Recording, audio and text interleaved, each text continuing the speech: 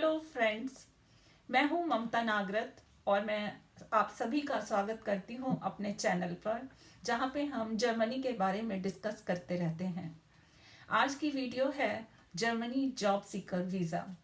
Germany job seeker visa उन लोगों के लिए है जो जर्मनी में जाके 6 महीने के लिए रुकना चाहते हैं और वहां पे अपना लक ट्राई करना चाहते हैं। जर्मनी जॉब सीकर वीज़ा उन सभी एजुकेटेड लोगों के लिए है जिनकी क्वालिफिकेशंस जर्मन लेवल के स्टैंडर्ड्स की हैं, उनके पास में एक रेलेवेंट वर्क एक्सपीरियंस है और एक सफिशिएंट प्रूफ ऑफ फंड भी है जिसे वो दिखा सकेंगे कि हम 6 महीने जर्मनी में आके कैसे रुकेंगे। To move ahead in this video, Germany job seeker visa का फ़ायदा ये है कि आप जर्मनी में आके जॉब ढूंढ सकते हैं और यहाँ पर इस दौरान रिक्रूटर्स को कांटेक्ट कर सकते हैं और इंटरव्यूज देके आप अपनी जॉब सिक्योर कर सकते हैं। ये एक लॉन्ग टर्म वीज़ा होता है और इस अगर आपको जॉब मिल जाती है तो आपको अपनी जॉब सीकर वीज़ा को वर्क वीज़ा में कन्वर्ट कराना पड़ता है। तो दोस्तों चलो चलते हैं आगे कि एलिजिबिलिटी क्राइटेरिया क्या रहेगा। Eligibility criteria for Germany job seeker visa के लिए है कि आपके पास में बैचलर्स या मास्टर्स डिग्री होनी चाहिए, सफिशिएंट प्रूफ ऑफ फंड होना चाहिए और आपके पास में 5 years of relevant work experience भी होना चाहिए। तो चलते हैं चेकलिस्ट ऑफ डॉक्यूमेंट क्या रहेगी। आपके पास में एक पासपोर्ट होना चाहिए जो पिछले 10 सालों में इशूड हो और उसकी वैलिडिटी जब आप जॉब सीकर वीज़ा अप्लाई करें तो उसकी वैलिडिटी अगले 2 सालों तक होनी चाहिए, क्योंकि प्रोसेसिंग टाइम को मिलाकर आपकी अगर वैलिडिटी टाइम आपके पासपोर्ट पे 2 साल है तो बहुत अच्छा, नहीं तो आप पहले अपना पासपोर्ट रिन्यू कराइए, उसके बाद ही Germany job seeker visa apply करिए। दूसरा, आपके पास में आपको बायोमेट्रिक फोटोग्राफ चाहिए होगी जो कि एज पर दी स्पेसिफिकेशंस होती है। उसका लिंक मैं आपको इन दी डिस्क्रिप्शन बॉक्स में दे दूंगी। मोटे मोटे तौर पे जो फोटोग्राफ है वो 35 मिलीमीटर वाइड और 45 मिलीमीटर लॉन्ग होनी चाहिए। दैट मीन्स आपका जो फेस है यहाँ तक का फेस पूरा 80% कवरेज में होना चाहिए और बाकी का इतना पोर्शन जो है यहाँ तक का ये आपका रिमेनिंग पार्ट में आएगा। तो आपकी biometric photograph should be as per the specifications laid down by the biometric specifications जो कि मैंने आपको डिस्क्रिप्शन बॉक्स में दे दूंगी। तीसरा चेकलिस्ट ऑफ डॉक्यूमेंट है कि आपको अपने पासपोर्ट का डेटा पेज देना होगा। जिस जिस पेज पे आपकी कोई भी मूवमेंट है, आप कहीं भी ट्रैवल किए हैं, जहाँ पर भी आपके पासपोर्ट पे कोई भी स्टैंपिंग है वो सब आपको फोटोकॉपी डेटा पेज की लगानी होगी। इसके बाद में आपके पास में जैसे मैंने बता दिया प्रूफ 3 पासपोर्ट पिक्चर्स देनी है एज पर दी बायोमेट्रिक स्पेसिफिकेशंस। फिर आपके पास में आपको एक कवर लेटर बनाना पड़ेगा, जो कवर लेटर जिसमें इंडिकेट करेंगे आप कि आपकी इंटेंशंस क्या हैं, आप किस तरह से जॉब्स ढूंढेंगे, कौन सी जॉब्स आप अप्लाई करेंगे और आप किस तरह से इन जॉब्स के लिए क्वालिफाई करते हैं। तो कवर लेटर में आपको वो सब मेंशन करना पड़ेगा। आपको बताना पड़ेगा कि आपका modus of operandi for job seeker visa while in Germany क्या रहेगा। आप अपने कवर लेटर में कुछ वेबसाइट्स के नाम लिख सकते हैं। आप जस्टिफाई कर सकते हैं कि जिन पोजीशंस के लिए आप प्लान कर रहे हैं उन पोजीशंस की जो रिक्वायरमेंट्स हैं वो आपके पास में रेलेवेंट क्वालिफिकेशन और रेलेवेंट वर्क एक्सपीरियंस है तो बहुत अच्छा रहेगा। इसके बाद में आपके पास में प्रूफ ऑफ एकेडमिक क्वालिफिकेशंस आपको देनी है। अगर आपने बैचलर्स किया है या मास्टर्स किया है वो प्रूफ ऑफ क्वालिफिकेशंस आपको देनी है। देन आपको एक पर्सनल सीवी बनाना है, जिस पर्सनल सीवी में आपकी details of qualifications and the history of work experience होना चाहिए। जो सीवी है वो यूरोपा स्टाइल में होना चाहिए। जनरली जो सीवी है वो 2 पेजेस का यूरोप में प्रेफर करते हैं। प्रूफ ऑफ फाइनेंशियल मीन्स आपको दिखाना पड़ेगा। प्रूफ ऑफ फाइनेंशियल मीन्स को आप किस तरह से कवर करेंगे 6 महीने के लिए during the stay in Germany. And उसको दिखाने के लिए आप बैंक अकाउंट दिखा सकते हैं अपना 6 महीने का, या फिर आप एक फॉर्मल ऑब्लिगेशन लेटर ले सकते हैं अपने स्पॉन्सरर से कि जब आप यहाँ पर आएंगे तो वो आपको स्पॉन्सर कर रहे हैं, तो वो अपनी बैंक स्टेटमेंट दे सकते हैं और उनका पासपोर्ट भी चाहिए होगा अगर वो आपको स्पॉन्सर कर रहे हैं during your stay in Germany while seeking the jobs. Otherwise आप अपनी बैंक स्टेटमेंट शो कर सकते हैं जिसमें आप अपने को सस्टेन कर पाए, जिसमें कि सफिशिएंट फंड हो। देन आपको प्रूफ ऑफ एकोमोडेशन दिखाना है जो कि इनिशियली 1 मंथ के लिए दिखाना है। तो proof of accommodation for 6 months दिखाने की जरूरत नहीं है। जो as per the checklist of documents है उन्होंने 1 महीने की प्रूफ ऑफ एकोमोडेशन दिखाया मांगा है, तो आप वो बुक कर लीजिए प्रूफ ऑफ एकोमोडेशन के लिए। या तो आप अपने स्पॉन्सरर से भी एक लेटर ले सकते हो कि during your stay you will be staying with them.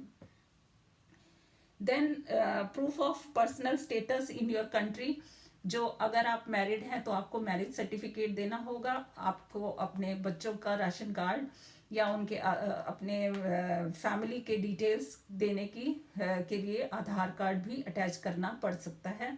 अगर आप सिंगल हैं तो अपना बर्थ सर्टिफिकेट लगा सकते हैं। Proof of health insurance, proof of health insurance आपको during the stay in Germany दिखाना पड़ेगा। उसके लिए जर्मनी ने कुछ स्पेसिफिक इंश्योरेंस प्रोवाइडर्स को ही डेलीगेट किया है, तो आप उन्हीं इंश्योरेंस प्रोवाइडर से ही इंश्योरेंस लीजिए during your stay in Germany. 6 महीने का होता है वो। और फिर डिमांड ड्राफ्ट चाहिए which can be demand draft और cash for verification of documents. अगर आपके डॉक्यूमेंट्स पहले से ही वेरीफाइड हैं तो कोई बात नहीं, नहीं तो आपको डिमांड ड्राफ्ट और cash for verification of documents unless verified before. Verification procedure takes about 8 to 12 weeks. आपको 3 सेट ऑफ डॉक्यूमेंट्स बनाने होंगे as per the above mentioned checklist. And उसके बाद में आप जब जर्मन एम्बेसी आपसे बोल सकती है कि और भी डॉक्यूमेंट्स मांग सकती है जब आप डॉक्यूमेंट सबमिट कर देंगे, जैसे in case of nurses, doctors, pharmacist और टीचर्स, इनके लिए वो हो सकता है कुछ इन चेकलिस्ट ऑफ डॉक्यूमेंट्स के अलावा भी कुछ डॉक्यूमेंट्स मांगे, so be prepared for that. Please note that you will not be allowed to take up an employment till you are seeking a job. आप जॉब सीकिंग वीज़ा या job seeker visa पे जब Germany में जाते हैं, जब तक आपको आपकी फील्ड में रेलेवेंट जॉब नहीं मिल जाती तब तक आप स्मॉल जॉब्स नहीं कर सकते। तो जर्मनी आपको एंटाइटल करती है 6 महीने जॉब सीकर वीज़ा पे आने के लिए, मगर वो आपको ये एंटाइटल नहीं करती कि आप अपने को सस्टेन करने के लिए कोई छोटी मोटी जॉब करें। वो आपकी रिस्पेक्ट करते हैं और आपको चाहते हैं कि अगर आप जर्मनी में आके सेटल होना चाहते हैं तो आप अपनी क्वालिफिकेशंस और अपनी स्किल्स को बराबर यूज़ करें, मगर आपको मौका ज़रूर देते हैं यहाँ पे आने के बाद उसको सर्च करने के लिए। आप मेहनत करें और सर्च करें। तो ये प्रोसीजर है जर्मनी की जॉब सीकर वीज़ा का। अब मैं आपको इनका स्टेप बाय स्टेप प्रोसेस भी बता देती हूँ। आपको एप्लीकेशन फॉर्म भरने के लिए मैं आपको नीचे एक लिंक दे दूँगी जिससे कि आप सीधा VFS ग्लोबल की वेबसाइट पे पहुंच जाएंगे और जर्मनी का एप्लीकेशन फॉर्म आपको मिल जाएगा। जर्मनी की एम्बेसी प्रेफर करती है कि आप ऑनलाइन फॉर्म भरें, मगर अगर आप ऑनलाइन फॉर्म नहीं भरते तो आप PDF फॉर्म में भी उसको प्रिंट कर सकते हैं और अपनी एप्लीकेशन फॉर्म को भर सकते हैं। अगला स्टेप ये रहेगा कि आपको एप्लीकेशन फॉर्म आपने भर दिया और उसको फिर डिक्लेरेशन ऑफ